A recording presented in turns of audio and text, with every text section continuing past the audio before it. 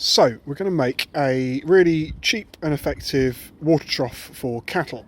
The beauty of these things is that they're light, so for mobile systems, for everyday moves, they're just perfect because they're very easy to move by one person. So basically it's a 200 litre plastic drum where you use the end of that you've cut off as the box for the float valve.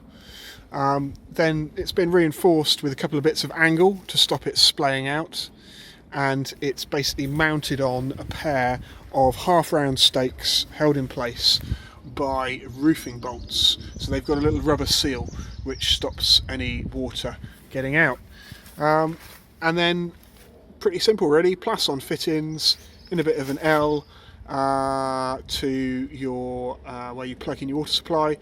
Little cross piece which you can put some strain relief onto the pipe, and then I've just put a piece of staples and a bit of string and a handle. Just makes easy dragging.